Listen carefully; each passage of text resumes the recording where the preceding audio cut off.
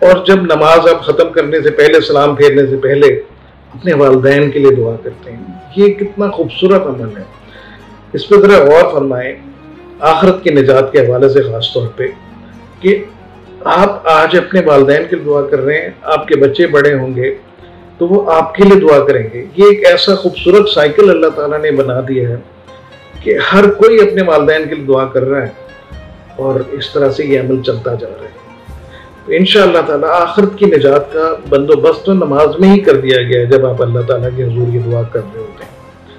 تو دنیاوی معاملات میں اگر دیکھیں، دنیاوی پریشانیوں میں دیکھیں، اللہ تعالیٰ کے قریب جائیے، وہ شہرک سے قریب ہے، اس سے مانگیں، اس سے کہیں کہ ہمارا یہ مسئلہ ہے، ہماری پرابلم ہے.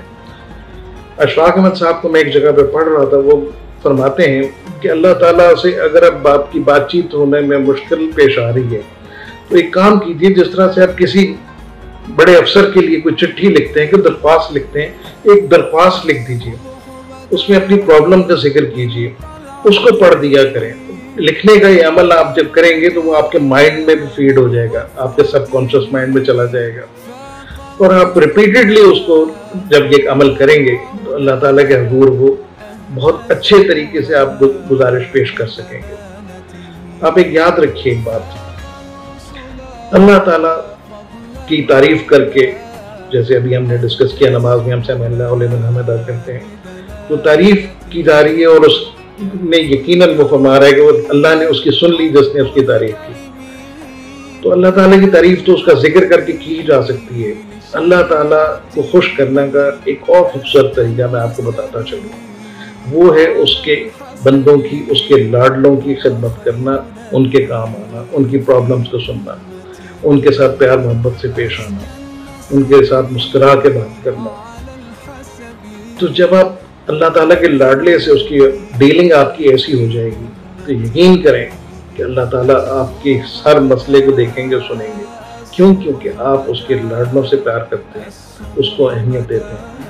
اور اللہ تعالیٰ سب سے زیادہ جو محبوب ذات ہے جس سے اللہ تعالیٰ محبت فرماتے ہیں، وہ حضور نبی کریم صلی اللہ علیہ وسلم ہے. تو جب اللہ تعالیٰ ان سے محبت کر رہے ہیں اور حضور پاک صلی اللہ علیہ وسلم سے آپ محبت تو فرما رہے ہیں، لیکن جب آپ درود شریف پڑھتے ہیں تو پھر اللہ تعالیٰ کی ذات جو ہے وہ یقیناً آپ کی بات سنیں گی. اپنی دعا کو درود شریف میں لپیٹ کر پیش کریں، وہ دعا یقیناً قبولیت کا شرف حاصل کرے گی. میری آج کی یہ گزارشات یاد رکھیے گا.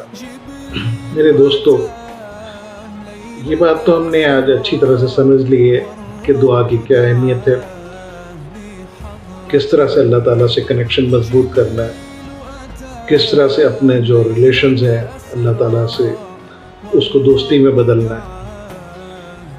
یقیناً اللہ تعالیٰ آپ کی بات ضرور سنیں گے، آپ کی تمام پرابلمز جو ہیں وہ انشاءاللہ سالو ہوں گے. لیکن اگر کوئی رکاوٹ پھر بھی جاری رہے، آپ کا مسئلہ حل نہیں ہو رہا، تو پھر میری ایک درخواست ہے، پھر اپنے گریبان میں ضرور جھانکیں، اپنے پاسٹ پر نظر ڈالیں کہ کہیں آپ سے کوئی ایسی غلطی تو نہیں ہوگی، خصوصاً اللہ تعالیٰ کی مخلوق کے ساتھ آپ کی طرف سے کوئی زیادتی تو نہیں کی گئی، کسی بھی قسم کی زیادتی. کیونکہ جب ہماری طرف سے کسی اللہ کی مخلوق کے ساتھ زیادتی کر دی جاتی ہے، خواہ وہ جانور ہو، تو آپ یقین کریں پھر آپ کے جو اچھے بھلے کام ہیں ان کا بھی ستیہ ناش ہو جاتا ہے اور دعاؤں کی قبولیت میں بھی رکاوٹیں آ جاتی ہیں. میں آپ کو آج ایک واقعہ بتانا چاہتا ہوں کہ کس طرح سے اللہ تعالیٰ اپنی مخلوق کے ساتھ ہونے والے ظلم اور زیادتی کا بدلہ لیتے ہیں، کس طرح وہ ہمارے لیے مصائب پیدا کرتی ہیں جب ہم اللہ تعالیٰ کی کسی مخلوق کے ساتھ ظلم اور زیادتی کر جاتے ہیں. آپ کو ایک سچا واقعہ سنانا چاہ رہا ہوں.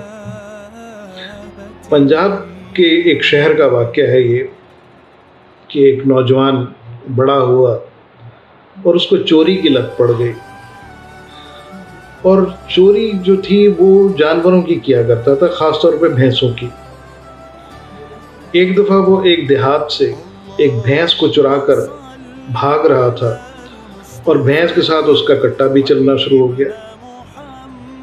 اب پرابلم یہ ہوئی کہ تھوڑی دیر بعد اس کو احساس ہوا کہ گاؤں کے لوگوں کو پتہ لگ گیا ہے اور پیچھے سے شور کی آوازیں آ رہی ہیں، جیسے وہ اس کا پیچھا کرنا شروع ہو گئے ہیں۔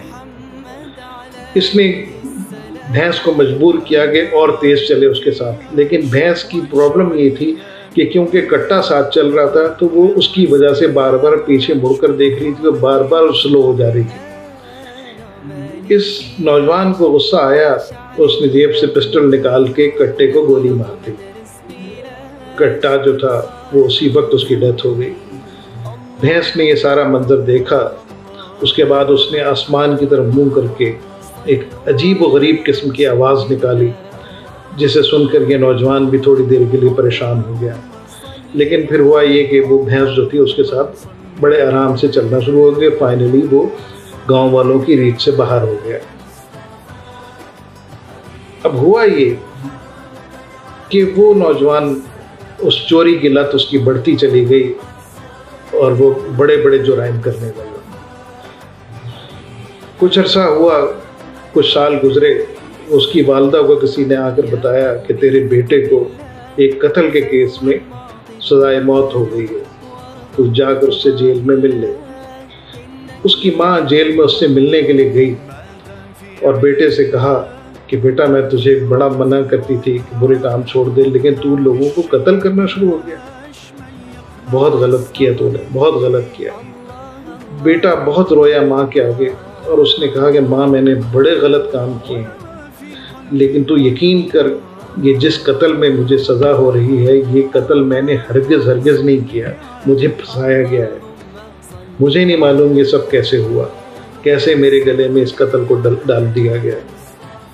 تو اس کی ماں نے جب بیٹے کی یہ بات سنی تو اس نے کہا اچھا میں اپنے پیر صاحب جو ہیں بزرگ ہیں ان کے سامنے جا کے تیرا ماجرا بیان کرتی ہوں کہ اور ان سے درخواست کروں گی کہ وہ دعا کریں۔ وہ اپنے بزرگ کے پاس گئی، پیر صاحب کی خدمت میں پیش ہوئی۔ بزرگ نے سارا واقعہ سنا اور پھر اس عورت سے کہا